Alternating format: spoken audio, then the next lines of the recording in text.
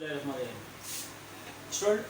आज की class continuity में है। लास्ट क्लास में मैंने बैंक रिकॉन्सिलेशन स्टार्ट किया था। आपको पता है उसके अंदर मैंने 3 चेक्स डिस्कस किए थे कि उन चेक्स को हम कैसे ट्रीट करते हैं और वो चेक्स की रीज़न क्या होती है, राइट। अगर नाम हम कॉल करें तो हमने पहला चेक डिस्कस किया था आपसे, डिसऑनर चेक, जिसको हमने NSF चेक भी कहा था। बताया था कि ये डिसऑनर चेक कैसे डिसऑनर हो जाता है और एंड ऑफ द मंथ किस किताब में उसको हम लोग ट्रीट करेंगे, मतलब किस किताब में हम उसको ऐड या लेस करेंगे, राइट। जिसके बाद हमारी दोनों बुक्स के बैलेंसेस सेम हो जाते हैं। उसके बाद दूसरा चेक था हमारा, उसका नाम था अनप्रेजेंटेड चेक्स, या इसी को हम अक्सर कहते हैं आउटस्टैंडिंग चेक, या अनपेड चेक्स में भी इसको शामिल किया जाता है। इन चेक्स के अंदर सिलसिला हमने बताया था कि किस वजह से ये चेक्स जो है वो दोनों किताबों को में डिफरेंस क्रिएट कर देते हैं और फिर किस किताब में उस चेक्स को हमें करेक्ट करना होता है, रेक्टिफाई करना होता है, जिसके बाद दोनों किताबें या दोनों बुक्स के बैलेंसेस सेम हो जाते हैं, राइट। तो फिर उसके बाद तीसरा हमने डिस्कस किया था लेट डिपॉजिट या लास्ट डे डिपॉजिट, वो भी आपकी बात समझ में आ गई थी।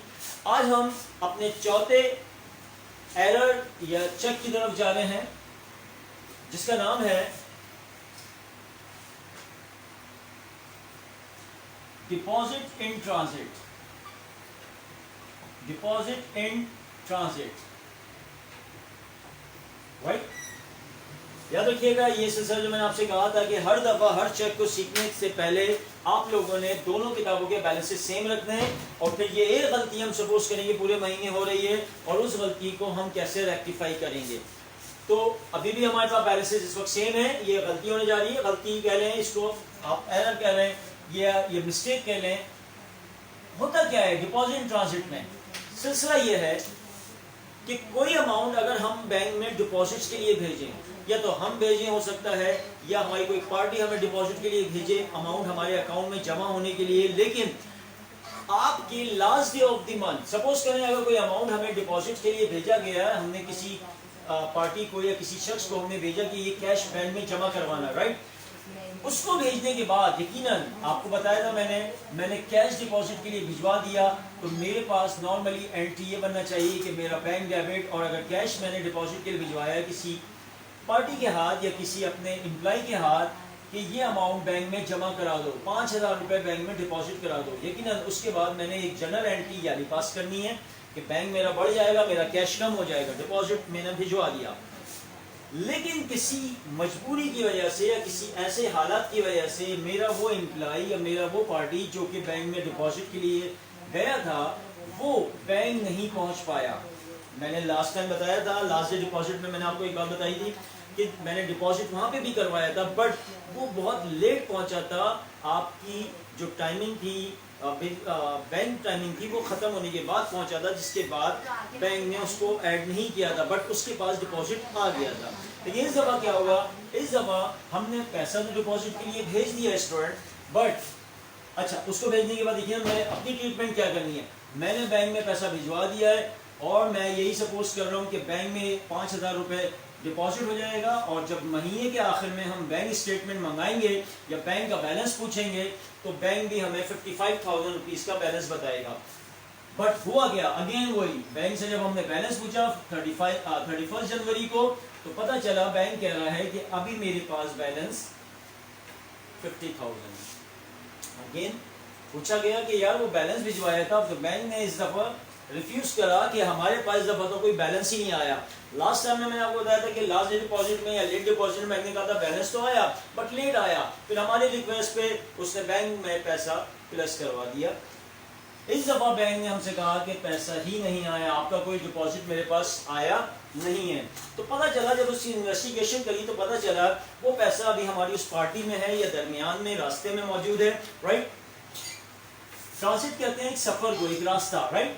पता ही चला इन्वेस्टिगेशन के बाद कि वो जो पैसा मैंने डिपॉजिट के लिए बैंक में भेजा था वो अभी तक सफर में है, मतलब किसी पार्टी के पास है, बैंक में अभी तक नहीं पहुंचा, मेरे पास से भी निकल चुका है, बैंक में नहीं पहुंचा, बीच में रास्ते में किसी पार्टी या किसी वजह से रुका हुआ है, राइट।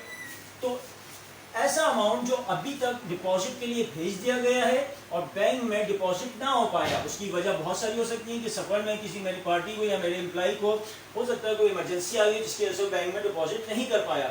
लेकिन ये बात हमें कंफर्म है कि ये पैसा एक आध दिन में कंफर्म बैंक के अकाउंट में पहुंच जाएगा, कोई डाउट नहीं है।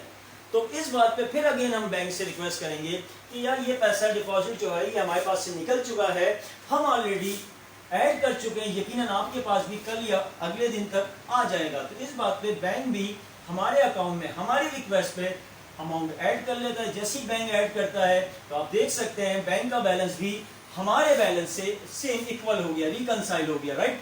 5000 ऐड कर लिया बैंक ने, लेकिन इस अमाउंट, इस डिपॉजिट को बैंक ने क्या नाम दिया अपने पास, ये जो डिपॉजिट है वो अभी ट्रांजिट है, सफर में है, राइट, उसने ऐड कर लिया। तो याद रखिएगा स्टूडेंट, जब भी आपके सवाल में डिपॉजिट इन ट्रांजिट आएगा, इसको आपने प्लस करना है पासबुक में, राइट। ओके, कॉपी करें जी स्टूडेंट। 4 पॉइंट हमारे क्लियर हो गए। अब हम 5वें अकाउंट की तरफ जा रहे हैं, 5वें उसकी तरफ जा रहे हैं, चेक की तरफ, कि जो कि हमारी दोनों बुक्स में डिफरेंसेस क्रिएट कर देता है, जिसकी वजह से दोनों बुक्स आपस में मैच नहीं कर रही होती हैं। तो स्टूडेंट,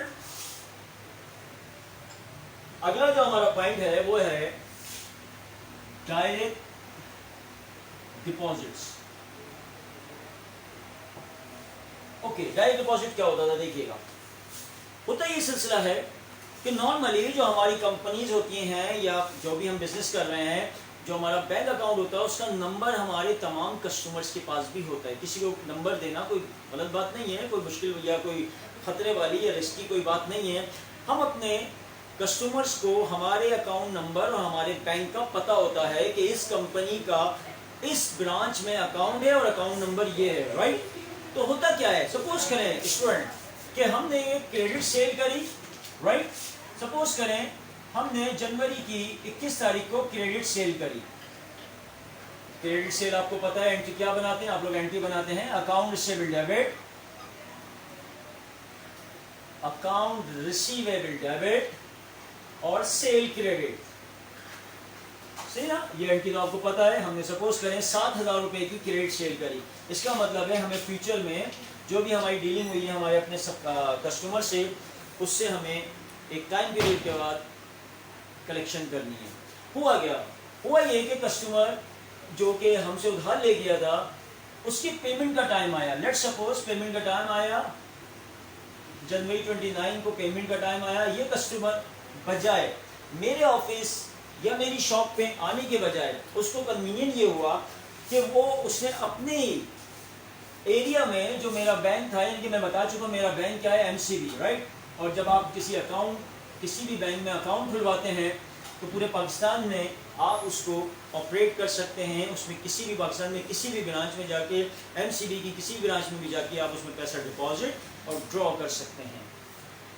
हुआ ये कि मेरा कस्टमर जो था उसने अपने एरिया में एमसीबी की जो ब्रांच उसके करीब पड़ी थी, बजाय मेरे पास आने पर मुझे पेमेंट करने के, मेरे एरिया में गया और डायरेक्ट 7000 रुपए बैंक में डिपॉजिट करा के आ गया। क्यों? क्योंकि उसको कोई मसला नहीं था, उसने मेरा अकाउंट नंबर पता था, मेरा टाइटल ऑफ अकाउंट पता था, राइट। एमसीबी गया, पैसे डिपॉजिट करके आ गया। बैंक को कोई एतराज नहीं होगा क्योंकि अकाउंट में पैसे आ रहे हैं, कोई प्रॉब्लम बात नहीं है। बैंक ने 7000 रिसीव कर लिए। यहाँ पे मेरे कस्टमर की भी जिम्मेदारी थी कि पैसे जब जमा कराए तो उसने भी हमको बताना था कि सर आपके पैसे मैंने डिपॉजिट कर दी। ओके, मैं भी रिकॉर्ड कर लेता, ये भी बताना भूल गया या कोई और वजह हो गई। और बैंक की भी जिम्मेदारी होती है स्टूडेंट कि जब बैंक के पास हमारे अकाउंट में कोई डायरेक्ट कहीं से पैसा आए तो उसको क्रेडिट करने के बाद, डिपॉजिट करने के बाद उसको हमें थ्रू एसएमएस, ईमेल या व्हाट्सएप, जो भी आज का मीडिया चल रहा है उस हिसाब से हमें उसे इन्फॉर्म करना चाहिए, बैंक को हमें करना चाहिए कि आपके अकाउंट में ये पैसा डिपॉजिट हो गया। बाहर होती है, मिस्टेक होती है, कोई इग्नोर हो जाती है बहुत सारी बातें। तो बैंक भी हमें नहीं बता पाया, ना कस्टमर हमें इन्फॉर्म कर पाया। अब ये बताएं जो 7000 हमारे बैंक में डिपॉजिट हो गया हमारे अकाउंट में, तो बैंक ने 7000 रुपए रिसीव करते ही मेरे अकाउंट में क्या किए होंगे, ऑफकोर्स 7000 रुपए मेरे अकाउंट में प्लस किए होंगे। एग्री? आ गया 7000, तो इसका मतलब है बैंक बैलेंस मेरा हो गया 57,000 रुपीज का। बट मुझे इस 7000 के बारे में कोई इंफॉर्मेशन नहीं ना तो मुझे कस्टमर की तरफ से इंफॉर्मेशन मिली, ना मुझे बैंक की तरफ से मिली, राइट। और मेरे पास 7,000 के पास कोई इंफॉर्मेशन नहीं थी, तो मैं अपना बैलेंस जो है वो 50,000 रुपए ही लेके बैठा हुआ हूँ, राइट। जब स्टेटमेंट से बैलेंस पूछा गया तो बैंक ने कहा 57। बात तो अच्छी लगी कि यार मैं कह रहा हूँ मेरे अकाउंट में 50 होना चाहिए, बैंक कह रहा है आपके अकाउंट में 57 है। बात तो अच्छी लग रही है कि 7,000 रुपए ज्यादा आ रहे हैं, लेकिन वजह हमेशा हर चीज की होना चाहिए।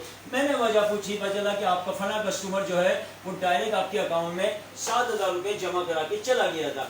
जब मुझे पता चला कि मेरा एक कस्टमर डायरेक्ट डिपॉजिट करके चला गया, ऑफ कोर्स मुझे भी अपनी कैश बुक के बैलेंस में 7,000 रुपए क्या करना है, प्लस करना है, राइट। तो जैसे ही मैं प्लस करता हूं अपने अकाउंट में, तो मेरा बैलेंस भी हो जाता है 57,000 रुपीज का। तो दोनों बुक्स क्या हो जाती हैं, आपस में टैली हो जाती है, रिकंसाइल हो जाती हैं। इसी तरीके से आपने सुना होगा स्टूडेंट, हम शेयर्स खरीदते हैं मार्केट में, तो मार्केट में शेयर खरीदने के बाद उसके ऊपर हमें एक ईयरली या 6 महीने या 3 महीने के बेसिस का प्रॉफिट मिलता है। उस प्रॉफिट को हम डिविडेंड कहते हैं। होता ये कि अक्सर कंपनियां आपका डिविडेंड, आपका प्रॉफिट आपके अकाउंट में डायरेक्ट डिपॉजिट कर देती हैं, राइट। तो इसको भी हम डायरेक्ट डिपॉजिट कहते हैं। तो जब भी हमें बैंक की तरफ से एंड ऑफ द मंथ ये पता चले कि कोई अमाउंट आपके अकाउंट में डायरेक्ट डिपॉजिट हुआ है, उसके पीछे हमारी रीजन कस्टमर हो या हमारा प्रॉफिट आ रहा हो, डिविडेंड आ रहा हो, किसी भी शक्ल में अगर मेरे अकाउंट में कोई अमाउंट डायरेक्ट डिपॉजिट हो गया है जिसकी इंफॉर्मेशन मेरे पास नहीं है, क्योंकि बैंक तो उस अमाउंट को ऐड कर चुका होगा, और जब मुझे पता चलेगा तो मैं भी डायरेक्ट डिपॉजिट को अपनी कैश बुक में क्या करूंगा स्टूडेंट, प्लस कर दूंगा। Agree, right. कॉपी करें जी स्टूडेंट, कॉपी कर लिया जी। नेक्स्ट पॉइंट देखिएगा, एक और पॉइंट जिसकी वजह से हमारी कैश बुक और पासबुक आपस में मैच नहीं करती, दोनों बुक्स के बैलेंस आपस में टैली नहीं कर रहे होते हैं, वो भी एक रीज़न होती है। उसको हम क्या कहते हैं रीज़न को, इस रीज़न का नाम होता है डायरेक्ट पेमेंट्स। अभी मैंने आपको डायरेक्ट डिपॉजिट्स बताया, अब है डायरेक्ट पेमेंट्स की बात करेंगे। देखिए स्टूडेंट, वैसे ही बिल्कुल जैसे मैंने आपको बताया कि बैंक में डायरेक्ट डिपॉजिट्स हो जाते हैं। बहुत सारे कस्टमर हमारा कोई पैसा जमा करा देता है या कहीं से हमें प्रॉफिट मिलना होता है, वो अमाउंट हमारे डायरेक्ट बैंक में आ जाता है। जब हमें एंड पे उसकी इंफॉर्मेशन पर चलती है पासबुक से, तो फिर उस अमाउंट को हम भी अपनी कैश बुक में प्लस करके दोनों किताबों को इक्वल करके यानी कि रिकंसाइल कर लेते हैं। डायरेक्ट पेमेंट का भी सिलसिला कुछ ऐसे ही होता है कि अक्सर औकात कुछ पेमेंट्स हमारा बैंक डायरेक्ट करने की अथॉरिटी होती है, लेकिन उसकी भी हम उसको इंस्ट्रक्शन देते हैं कि ये पेमेंट्स आप डायरेक्ट कर सकते हैं। एक छोटी सी मिसाल दूँ कि अक्सर औकात ये होता है स्टूडेंट कि कंपनी के यूटिलिटीज बिल आते हैं, एग्री। अच्छा, बिल के ऊपर आपको पता है कंपनी के बिल भी हैवी बिल होते हैं। तो होता ये है स्टूडेंट कि जब वो बिल आता है, लेट्स सपोज करें आपका इलेक्ट्रिक का बिल आया, क्या इलेक्ट्रिक का बिल आया, एग्री। बिल आपका आया 15,000 रुपए का बिल आया, ड्यू डेट इसके ऊपर मेंशन है लेट्स सपोज जनवरी की 22 तारीख, और लिखा था आफ्टर ड्यू डेट जो है यही बिल जो है वो 17,000 रुपए का हो जाएगा। मैंने एक छोटा अमाउंट लिया, बड़ी बड़ी कंपनियों में तो और लाखों रुपए के बिल आते हैं। यानी कि सिर्फ अगर आप 22 जून मिस कर जाएंगे तो आपको अगले दिन 2,000 रुपये पेनल्टी के साथ भरना पड़ेगा, एग्री। अच्छा, होता ये कि कंपनी में अक्सर औकात हम क्या होता है, यकीनन अकाउंटेंट या दूसरा अमला जो होता है वो बिजी इतना होता है कि बाज़ दफ़ा बिल वक्त पे जमा नहीं हो पाते, राइट। और क्या होता है, पेनल्टी लगती है, हज़ारों रुपए की पेनल्टी लगती है। तो इस चीज़ का सलूशन एक ये निकाला जा सकता है कि जो कंपनी के ऑनर हैं या कंपनी को एग्जीक्यूटिव हैं वो करते क्या हैं, वो क्या करते हैं, तमाम यूटिलिटीज़ इदारों को यानी कि केयर इलेक्ट्रिक को, राइट, SSGC यानी कि सुई गैस डिपार्टमेंट को, राइट, PTCL या वाटर बोर्ड, इन तमाम डिपार्टमेंट को एक एप्लीकेशन ये इस तरह देते हैं कि हमारे कंपनी के बिल आप लोगों ने हमारे MCB ब्रांच में यानी कि बैंक में ही भिजवाना है, राइट। और दूसरी एप्लीकेशन आप MCB में दे देते हैं कि हमारे तमाम बिल आएंगे और आपने वक्त पर उनकी जो ड्यू डेट होगी उस पर अपने तमाम बिल हमारे अकाउंट से पे ऑफ कर देना है। ये आपको हम इंस्ट्रक्शन पास कर रहे हैं, ये आपकी जिम्मेदारी है। तो अब होता क्या है, अब बैंक को इंस्ट्रक्शन हमारा मिल गया कि हर महीने बिल इनके पास डायरेक्ट आएंगे और वो बिल जो है बैंक को सबमिट यानी कि भरना उनकी जिम्मेदारी है। अब होता क्या, जब ये हमने इंस्ट्रक्शन पास कर दी, अब बैंक के पास अथॉरिटी है कि जो भी यूटिलिटी बिल आएगा कंपनी का, बैंक उसको ड्यू डेट से पहले भर देगा। हुआ ये कि इस महीने 3 या 4 बिल आए, उन बिल्स की जो टोटल वैल्यू बनी वो 10,000 रुपये बनी। बिल बैंक के पास इजाजत थी, बैंक ने 10,000 रुपये की 4 बिल हमारे अकाउंट से पेड करने के बाद हमारे अकाउंट से डिडक्ट कर लिए, लेस कर लिए और 40,000 का बैलेंस शो कर दिया end of the year, end of the month. Student, हमारी नॉलेज में नहीं था क्योंकि बिल आपको पता है वेरी करते हैं, डिफरेंट होते हैं, कभी कितने का बिल आता है, वेरी करता है। इस वजह से हमारे पास बिल नहीं थे, हमने अपना बैलेंस 50 शो करा। अब जब एंड पे 40,000 10,000 का डिफरेंस आया तो बैंक ने हमें इन्फॉर्म किया, वो चारों बिलों या जितने भी बिल आए थे उनकी कॉपी हमें देते हुए पेड कॉपी दी कि ये 4 बिल आए थे, हमने आपके अकाउंट से पे कर दिए। एग्री? तो ये जब मुझे पता था कि मैंने इंस्ट्रक्शन दिए कि आप मेरे अकाउंट से डायरेक्ट पेमेंट कर सकते हो, तो बैंक ने चारों बिलों की पेमेंट कर दी और मुझे उसकी कॉपी दे दी। जब मुझे पता चला कि मेरे अकाउंट से as per my instruction bank ने पेमेंट कर दिए डायरेक्ट, तो मैं भी अपनी कैश बुक से 10,000 रुपए डिडक्ट कर लूंगा। जैसे ही करता हूं तो मेरा बैलेंस भी आप देखें 40,000 रुपए सेम हो जाता है पासबुक जैसा। एग्री? तो जब भी बैंक हमारे इंस्ट्रक्शन पे कोई पेमेंट डायरेक्ट करके बैठ जाए, राइट, और जब हमें एंड ऑफ द मंथ हमें इंफॉर्मेशन पता मिले इंफॉर्मेशन कि आपके अकाउंट से आपके कहने पे डायरेक्ट पेमेंट हो गई है, तो उस डायरेक्ट पेमेंट को मैं भी माइनस करूंगा अपनी कैश बुक के बैलेंस से। That's it. कॉपी करें स्टूडेंट। जी स्टूडेंट, कॉपी कर लिया जी। नेक्स्ट पॉइंट देखिएगा।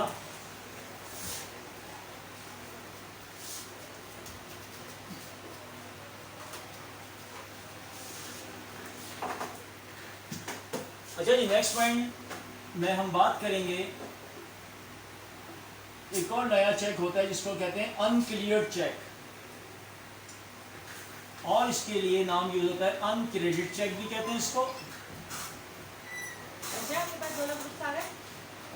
अच्छा देखिए इसमें होता क्या है, देखिए अनक्लियर्ड चेक क्या होता है, उसको किस तरह से ट्रीट किया जाता है और कहाँ पे इसकी रेक्टिफिकेशन होती है। देखिए सपोज करें कि हमने क्रेडिट सेल का ही अगेन दोबारा मैं बात करता हूँ कि जनवरी की 26 को मेरे पास एक क्रेडिट सेल हुई, या 22 को कह लें क्रेडिट सेल हुई। आपको पता है एंट्री क्या बनाते हैं हम, अकाउंट रिसीवेबल डेबिट और सेल क्रेडिट, सिंपल बना लिया हमने 8,000 रुपए की एंट्री। जनवरी की 29 तारीख को इस कस्टमर ने मुझको चेक ला के 8,000 रुपए का दे दिया कि आप जमा कराने अपने अकाउंट में, ट्रांसफर हो जाएंगे आपके अकाउंट में पैसे। सिंपल, मैंने चेक लिया और सेम डे उस चेक को बैंक में डिपॉजिट कर आ गया। Agree student? बैंक में जमा करा दिया। यकीनन मैं अपने पॉइंट से सोच रहा हूँ कि बैंक में जमा करा दिया, इसका मतलब मेरा बैंक बैलेंस बढ़ जाएगा, बैंक इंक्रीज हो जाएगा, मतलब असेट्स बढ़ जाएंगे, और यकीनन मेरे कस्टमर का अकाउंट रिसीवेबल क्लोज कर दूंगा। मैंने क्रेडिट में क्लोज कर दिया। तो मुश्किल? Simple, okay. तो ये तो मैं बैंक में वो गया और जमा करा के आ गया। एग्री? यानी कि मेरे जहन में था कस्टमर ने दिया है, लेकिन 1 से 2 दिन मैंने आपको शुरू में बताया था कि 1-2 दिन क्लियरेंस में लग जाते हैं, उसके बाद पैसा ट्रांसफर हो जाता है। 29 तारीख थी, मैंने बोला 30-31 तक आ जाएगा। उसको जमा कराने के बाद मैंने वापस आके अपनी कैश बुक में जो बैंक का बैलेंस शो कर रहा है, इसमें मैंने 8,000 रुपये प्लस कर लिए, यही सोचते हुए कि इस महीने के एंड तक मेरे पास वो चेक का अमाउंट ट्रांसफर होकर डिपॉजिट हो जाएगा, यानी कि मेरा बैंक बैलेंस भी 58,000 का हो जाएगा जब मैं बैंक से पूछूंगा। लेकिन मैं अपने पास तो 8,000 मैंने ऐड कर लिया, लेकिन जब 31 को मैंने बैंक से पूछा कि बैलेंस क्या है, तो अगेन बैंक ने मुझे कहा 50,000 रुपए ही बैलेंस है। लेकिन मैंने क्या पूछना है स्टूडेंट कि वो 8,000 का चेक जो जमा कराया था उसकी क्या अपडेट है। तो बैंक ने मुझे बताया कि वो जो आपका चेक आपने जमा कराया था वो हम लोगों ने कस्टमर के अकाउंट में भेजा हुआ है क्लियरेंस के लिए, लेकिन वहां पे वो चेक अभी तक क्लियरेंस में पड़ा हुआ, क्लियर नहीं हो रहा। देखिए उसकी बहुत सारी वजूहत हो सकती है, आपका नेटवर्क का ही मसला आ सकता है क्लियरेंस में, राइट, आपकी कोई और फंडिंग का मसला आ सकता है, और बाज़ दफ़ा ऐसा भी होता है कि आपके कस्टमर ने वो चेक रुकवा लिया होता है क्योंकि कस्टमर के अकाउंट में पैसे नहीं होते, फंड नहीं होता, और अगर कस्टमर उस चेक को ना रुकवाए, राइट, इंस्ट्रक्शन पास ना करे, तो सिंपली बैंक उस कस्टमर के चेक को वापस कर देगा डिसऑनर करते हुए, जो सबसे पहले मैंने बताया था। लेकिन यहाँ मेरे कस्टमर ने मेरे बैंक को ये इंस्ट्रक्शन पास कर दी कि चेक आएगा, उस चेक को आप अभी क्लियर नहीं कीजिएगा क्योंकि मेरे पास फंड नहीं है, 1-2 दिन में फंड आएगा तो इस चेक को भी क्लियरेंस दे दिएगा, मीन क्लियर कर दिएगा। मेरे कस्टमर ने मुझे इन्फॉर्म कर दिया कि यार चेक का मसला है, फंड नहीं है, कल तक ये इंशाल्लाह फरवरी 1 या 2 फरवरी तक आपका अकाउंट क्लियर हो जाएगा, पैसे ट्रांसफर हो जाएगा। जब उसने मुझे इतनी श्योरिटी दे दी कि अकाउंट में पैसे आ जाएंगे, क्लियर हो जाएगा, तो मैं तो ऑलरेडी ऐड करके बैठा हूँ। फिर बैंक से रिक्वेस्ट करते हैं कि यार ये चेक जो है कंफर्म क्लियर हो जाएगा, कस्टमर ने हमें इस बात की श्योरिटी दे दी है। इस बात पे हम बैंक से रिक्वेस्ट करते हैं कि आप भी मेरे अकाउंट में इस 8,000 रुपये को क्या कर दें, प्लस कर दें, क्योंकि आज नहीं कल तक पैसे ट्रांसफर हो जाएंगे। इसका प्लस करने का मकसद मैं बार बार बता चुका हूँ, हमें अपने इसी महीने की रिकंसाइल करनी है, दोनों किताबों को सेम करना है। तो इस बात पे हम बैंक से रिक्वेस्ट करके आज ही की डेट में 31 दिसंबर को ही या 31 जनवरी जो भी हमारी लास्ट डेट है उस डेट में हम बैंक में अमाउंट ऐड करा लेते हैं। जैसे ही ऐड कराते हैं आप देखें दोनों बुक के बैलेंसेस सेम हो गए। बैंक ऐड तो कर लेता है 8,000, लेकिन इसका नाम वो क्या देता है कि ये चेक मैंने प्लस तो कर दिया पार्टी के अकाउंट में, लेकिन ये चेक अभी भी अनक्लियर है। अनक्लियर के नाम से उसको हम शो करते हैं और बाद में जब ये क्लियर हो जाता है तो ऑफकोर्स क्लियरेंस ऑफकोर्स प्लस में आ जाता है। तो इस जब भी आपके सवाल में अनक्लियर चेक या अनक्रेडिट चेक्स आए, आपने इसको प्लस करना है पासबुक में। स्टूडेंट कॉपी करें।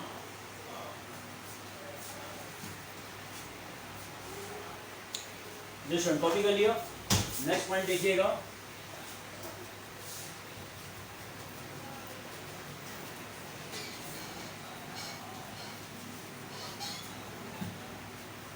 नेक्स्ट पॉइंट में हम बात करते हैं बैंक सर्विस चार्जेस।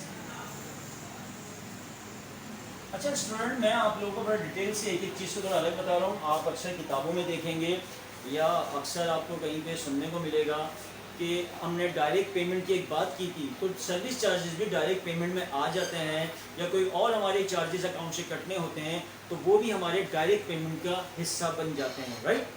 तो आप चाहे उसके साथ ऐड कर लें, लेकिन मैं आपको सेपरेटली पढ़ा रहा हूँ, कोई इशू नहीं है। आपको ये भी याद रहेगा क्योंकि ये बाय नेम आता है, इस वजह से थोड़ी सी ट्रीटमेंट आपको हमेशा याद रहेगी।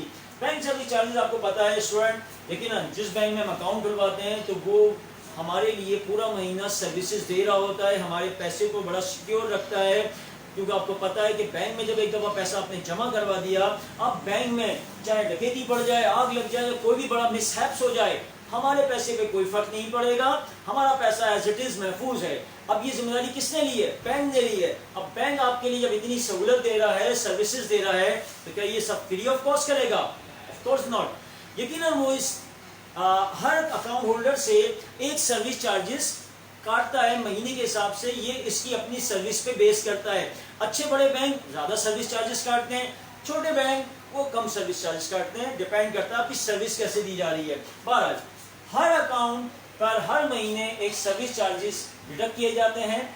इस महीने सपोज करें हमारे अकाउंट्स पे सर्विस चार्जेस 500 रुपये डिडक्ट किए गए, तो बैंक ने क्या किया, क्योंकि उसको पता था ये ज़्यादा तो की है सर्विस चार्जेस डायरेक्ट काटने की, बैंक ने डिडक्ट करे। और जब महीने के आखिर में मैंने बैंक से बैलेंस पूछा तो बैंक कहने लगा मेरे पास बैलेंस है 49,500, जबकि मैं देखता हूं तो मेरा बैलेंस 50,000 है। क्यों मुझे 50? क्योंकि मुझे अभी सर्विस चार्जेस का पता नहीं था, क्योंकि ये चार्जेस मुझे कब पता चलेंगे? जब बैंक स्टेटमेंट आएगी, तो मैं उस स्टेटमेंट के ऊपर देखने के बाद उन चार्जेस को अपनी किताब से भी क्या कर लूंगा लेस, क्योंकि 500 यकीनन बैंक ने काट लिए। तो सिंपली जैसे पता चला कि इस महीने मेरे अकाउंट से 500 रुपये सर्विस चार्जेस या और किसी चार्जेस के कटे हैं, तो फौरन मैं भी अपने अकाउंट से माइनस करता हूं। जैसे ही माइनस करता हूं आप देखें लेस करने के फौरन बाद दोनों किताबें सेम हो जाती हैं, इक्वल हो जाती हैं या रिकंसाइल हो जाती हैं। तो जब भी आपके सवाल में बैंक सर्विस चार्जेस आएगा स्टूडेंट हमेशा माइनस करेंगे इसको कैश बुक से।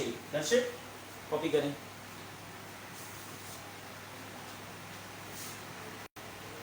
जी स्टूडेंट नेक्स्ट पॉइंट देखिएगा।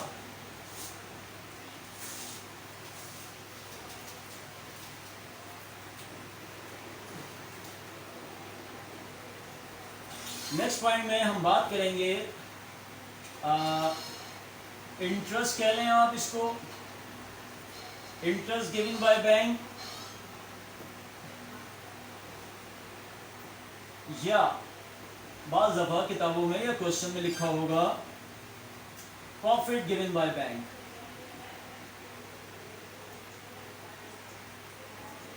देखिए आपको मैंने बताया था बैंक में यकीनन बहुत सारे अकाउंट होते हैं, कोई सेविंग अकाउंट होता है, कोई इंटरेस्ट की बेस पे करता है। बहरहाल अगर आपका ऐसा अकाउंट है जहाँ पे आपका इंटरेस्ट भी मिलता है, आपको प्रॉफिट भी मिलता है, तो बैंक क्या करता है जो पूरे महीने का इंटरेस्ट या प्रॉफिट बनता है स्टूडेंट, वो डायरेक्टली उसके पास अकाउंट है, एक्सेस है, वो फौरन क्या करता है जो इस महीने का इंटरेस्ट या प्रॉफिट बनता है उस प्रॉफिट को वो आपके अकाउंट में क्रेडिट कर देता है, मतलब ऐड कर देता है। राइट, सपोज करें इस महीने आपका अमाउंट जो 50,000 चल रहा था, इसका 1,000 रुपये आपका इंटरेस्ट बना, बैंक ने क्या किया इंटरेस्ट आपको अलाउ किया और आपके अकाउंट में प्लस कर दिया। एंड ऑफ द मंथ जब मैंने बैंक से बैलेंस पूछा तो बैंक बोलने लगा 51,000 आपका बैलेंस है, जबकि मेरे नॉलेज में अभी तक इंटरेस्ट नहीं था, क्योंकि इंटरेस्ट भी डिपेंड करता है कि आपका वेरी करता है आपके अमाउंट के ऊपर। बहरहाल तो मेरी नॉलेज में अभी नहीं था, मैं 50,000 रुपये का ही बैलेंस लेके बैठा हुआ हूँ। जब स्टेटमेंट आई उसमें 1,000 रुपये का जो डिफरेंस आया, उस डिफरेंस को देखा तो वो 1,000 रुपये का डिफरेंस किस चीज़ का था, इंटरेस्ट या प्रॉफिट का।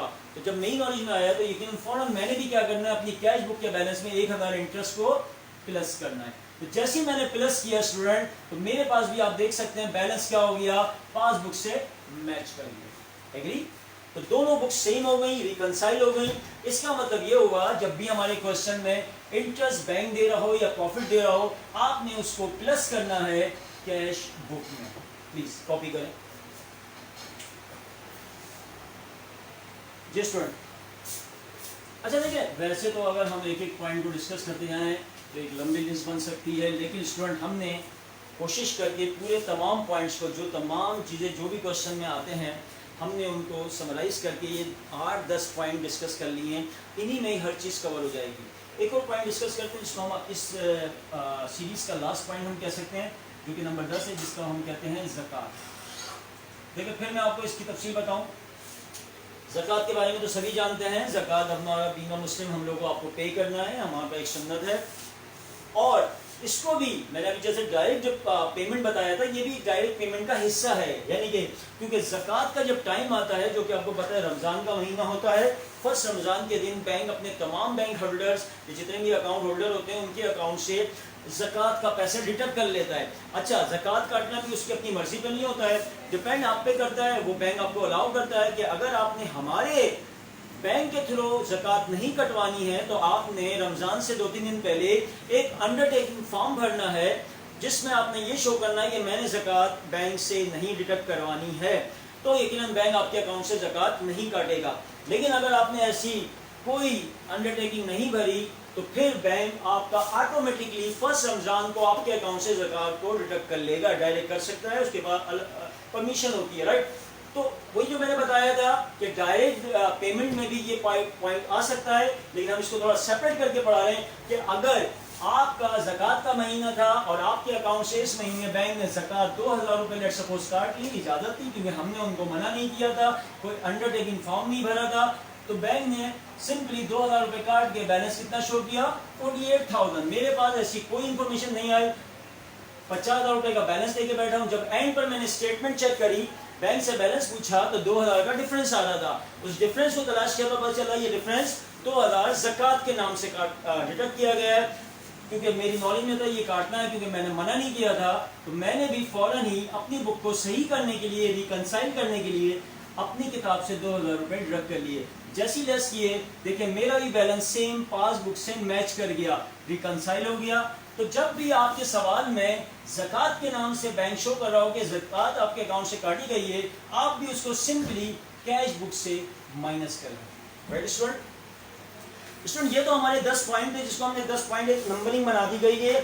राइट, ओके, अगली क्लास में इंशाल्लाह हम ये सीखेंगे। अब जरा गौर कीजिएगा, 10 के 10 पॉइंट हैं। हमने ये बताया कि किसी को किसी किताब में ऐड कर रहे हैं या लेस कर रहे हैं। किसी भी 10 पॉइंट में मैंने ये नहीं लिखा कि ये कैश बुक में भी ऐड करो और पासबुक से माइनस करो, राइट? ऐसा कुछ नहीं है। हमने 10 के 10 पॉइंट में किसी एक किताब में इसकी रेक्टिफिकेशन करवाई है।